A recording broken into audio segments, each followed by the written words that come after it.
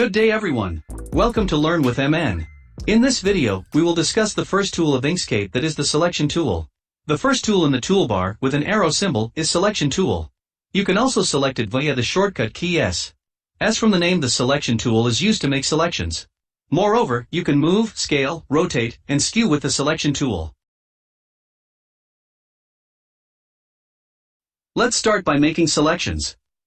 I have made some objects to understand different ways of selection. To select a single object, just click it, and it will be selected. You can select any object here by simply clicking it, and it will be selected. But if you select this green square, it is not selecting. The reason is that this object is locked. To unlock all locked objects, go to Objects menu and click Unlock All. This will unlock all locked objects. If you click it, it is now selecting. For multiple object selection, there are different ways. For example, we can add or subtract any object to or from the selection using the Shift key. Hold Shift and click those objects you want to add in selection, like these pink, red, and brown squares. If you like to add a blue square, hold Shift and click it, it will be added to the selection. Similarly, say you want to deselect red and brown squares from selection, again hold Shift and click them. So, in simple words, by using the Shift key, and if an object is selected then it will be deselect, and if an object is deselect then it will be selected on click. Another way to select multiple objects is by clicking and dragging them over. If I click, hold and drag over these objects, you see a dotted box created. Any object touched by this dotted box will be selected. If I release it here, then these three will be selected. Now, if you see here this button, this plays an important role. If it is checked, then any object that is touched by the dotted box while dragging will be selected as we did before. But when we uncheck it, it will only select those objects that lie inside the dotted box. Like, if I drag over these four squares, then only pink and yellow squares are selected because these two are only fully inside the dotted box. To select the brown and red squares too, they should lie inside the box like this. One more way to select multiple objects is by using the Alt key. Let's take this example to understand this. Hold Alt, click, hold and drag over these lines. As you move the cursor, you see a red line is formed. This line indicates the path of the cursor, and each object that is touched by this red line will be selected.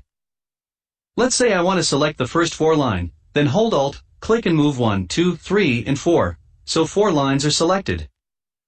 This type of selection is very useful in situations where objects are large in number and are very close to each other. Moving towards the last example. You can see, there is a square and a circle inside it, but actually, it is not inside or over it. This circle is behind the square. If I select the square, you can see its opacity is reduced to 75%, that's why you can see the circle. Now, the problem here is how to select the circle without moving the square. If I click on the circle, it is selecting square, not the circle, because it is behind the square. So, to select an object under any other object, hold Alt and click it. With Alt, it will be selected, and you can move it out as you like. Now, what for all object selection? With Ctrl A, you can select all objects of the current layer. You can also do the same job from this button here. To select all objects of all layers, Alt-Ctrl A is used, or you can use this button. For deselection, you can use this button right after, or you can press the Escape key to deselect the selection. Or even more easy, to click outside the selection to cancel at any time. If you can't remember the shortcuts, then you can perform all these actions by going into the Edit tab. Here all options are available with their shortcut keys. Let's understand the scaling of objects. When any object is selected, 8 double-headed arrows appear in a rectangle, 4 on corners and 4 on each side, around the selection. By click and drag of any handle will rescale the selection. The corner arrows scale the object in both horizontal and vertical directions like this, while the side arrows scale in only one direction. Left and right side arrows scale horizontally, and top and bottom side arrows scale vertically. There are some other ways to scale objects using Ctrl and Shift. By holding Ctrl, you can preserve the width and height ratio of the object like this. The Shift key scale objects evenly from the center of the selection. And the combination of Control and Shift together scale an object in preserved ratio and from the center of the selection.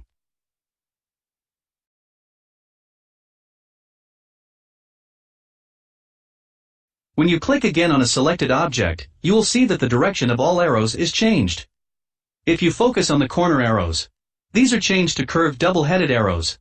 These arrows are used for rotation. If I click and drag, you will see now object is rotating. The rotation of the selected object takes place around this plus sign, which is called rotation center. You can change its position by simply dragging. To undo the position of rotation center back to the center of selection, hold the Shift key and click on the rotation handle, and it will come back to its default position. Now, let's move to some combinations and other techniques of rotation. Control is used to rotate the object by snap angle. Snap angle is a fixed value by which an object will be rotated. If I rotate by holding Control, you will see it is rotating by a fixed angle. You can see in the status bar it is 15, then 30, 45, and so on. By default, its value is 15 degrees, so it will change the rotation by 15 degrees. You can change the snap angle from preferences.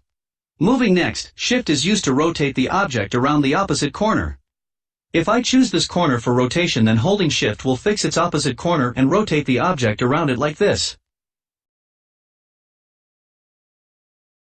Here these buttons are used to rotate the object by 90 degrees. Let's select this object. This is for rotating counterclockwise, and this is for clockwise.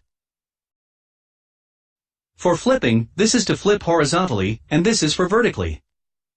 You can perform all the actions by going to the Object tab.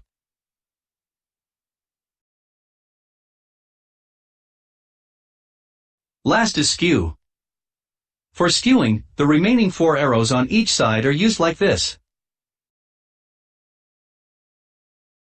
With Alt, you can skew it by a snap angle that is 15 degrees by default. While by using Shift, the object is skewed around the opposite side by keeping the other side unchanged. This technique is very useful for making different types of shapes very easily. That was all for the first tool of the Inkscape. In upcoming videos, we will discuss geometric shapes tools of Inkscape in detail, so stay tuned.